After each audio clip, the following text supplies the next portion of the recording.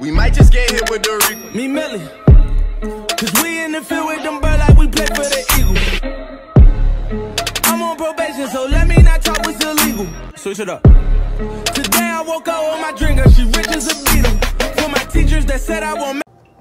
What's going on, everybody? It's your boy Joey Shake72 coming to you guys with another video.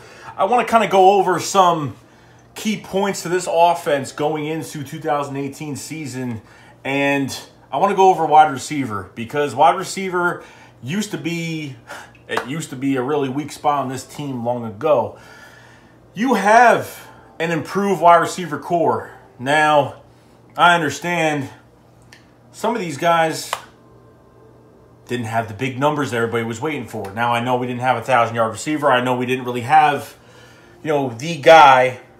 But the thing is, why not have a team that doesn't have to produce a 1,000-yard receiver? Everybody between Alshon Jeffrey, Zach Ertz, Nelson Agholor had over 7 touchdowns apiece.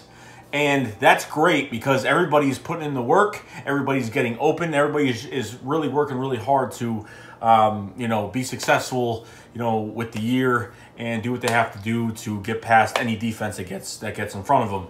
So you want to go to a guy like Zach Ertz. I know I just said wide receiver, but Zach Ertz is like a fucking receiver out there. So I always throw his name out there. Runs the best routes, catches the ball. He is a good mismatch on a lot of guys. And where he gets you is that route running. He make you think that you're going one way, and he'll go a fucking other way. And you already saw it in the Super Bowl. And all year long to his first Pro Bowl. Now you want to go to Nelson Agholor. Man, the guy only racked up over 300 yards in 2 seasons. First 2 years, drafted 20th, 21st overall. And his third year became his grand year. And racking up a good, 600-700 yards. I think it was about 700 yards, a little over 700 yards, I think. And had, 6-7 touchdowns, whatever it was. I mean, good for him. Good for Nelson Agholor. Trashed this guy for the past 2 years and did not expect to believe that he was going to go out there and do what he was going to do. And everybody was telling me during training camp last year, they're like, oh, he looks better, he looks faster, blah, blah, blah, blah, blah, blah, blah. And I just could not really sit there and believe it. So Nelson Agholor even has a better year next year. Forget about it. He's got speed. The Eagles picked up his 5th-year option, so he's going to be an Eagle throughout 2019. Now, when a team picks up an option, it means that they're going to see where his market is by that time and then try to give him an extension. I hope he stays an Eagle for the rest of his career because Nelson has proved me wrong, and I think I might have to buy his fucking jersey from all the shit that I talked the past few years. Now I want to go Alshon Jeffrey, the big free agent pickup that we picked up for about $14 million, which converted to about $8 million. Played with a torn rotator cuff last year. My fucking God, everybody. That's an Alshon Jeffrey. Alshon Jeffrey was playing hurt all year. That's how he plays when he's hurt. Now we're going to see Alshon Jeffrey fully healthy, out there doing his damn thing. And got that 4-year extension. Because if he just sat out and said, oh, I'm hurt, I'm going to sit out, he probably wouldn't be on this team. Probably not. Probably would have got rid of him. So now you have him at full capacity with his health.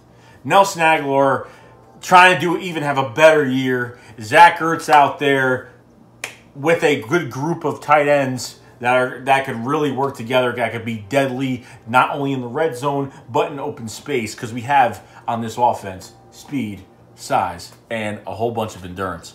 With these guys, how many plays they can keep going and keep going and keep going, and someone is always going to be open. Now you want to go to the other side, Mike Wallace, Philadelphia Eagle, lot to prove.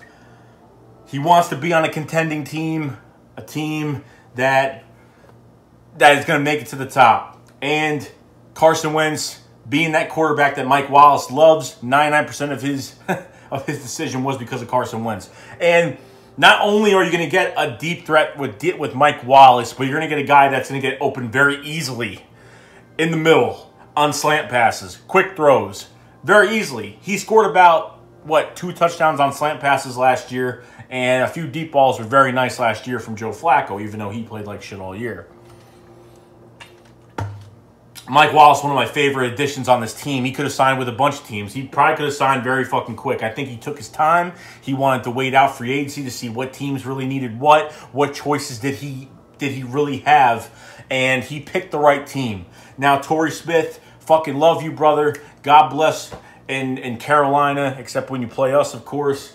And most classy guy, showed up in the playoffs and did work. You know what I mean? Only had over 300 yards passing. He was more of a decoy than he was an actual target on the field.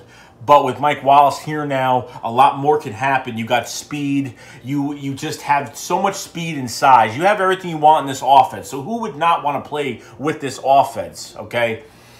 And Mike Wallace has a lot to prove. But at the same time, we know Mike Wallace got that speed. You know he's faster than Torrey Smith. He plays better than Torrey Smith. And with a shitty wide receiver core, when Mike Wallace already had 750 yards with Baltimore, what wide receiver core did they have? Not a really good one, as you could fucking tell. And a good quarterback to even throw them the damn ball while Joe Flacco is on his decline, in my opinion.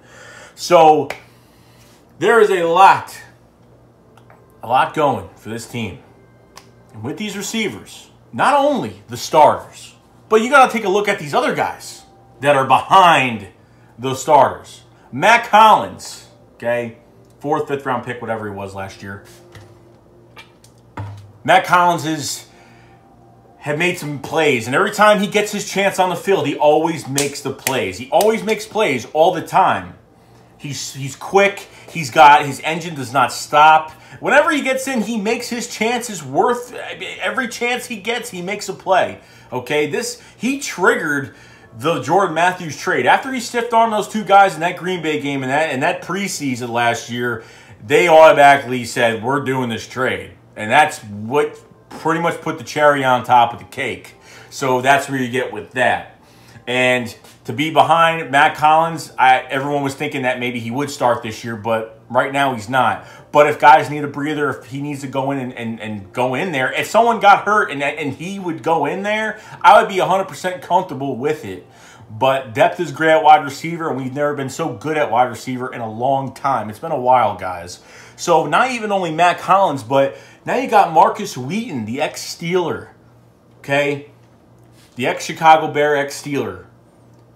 Signed a one-year deal with this team. Now going out there and really showing the coaches he can get separation. The problem is he didn't live up to his $11 million deal with Chicago, and he had a lot of groin injuries. He was always on hell. He was always playing injured, and he just wasn't right.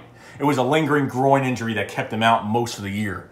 But the Eagles, the coaches have loved seeing what Marcus Wheaton could do, and you know, you can't really complain. The guy's a vet. The guy's savvy. The guy can get separation. The guy has a big body, and he has a pretty good catch radius, too.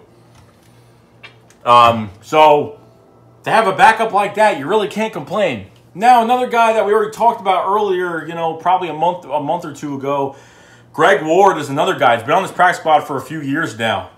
And Greg Ward could make, you're going to have about 6 wide receivers this year, probably 5 or 6. I would say 6. So you put Greg Ward in that spot with Marcus Wheaton as the backups with Matt Collins. There's a lot that could happen with this. You know, Matt Collins, Marcus Wheaton, and now you have Greg Ward now that can play inside and can play outside. And he is showing what he could do. And the coaches love him. He's fast. He's got a lot of speed. You know, it is what it is, but I'm glad the kid's fighting hard and doing his thing.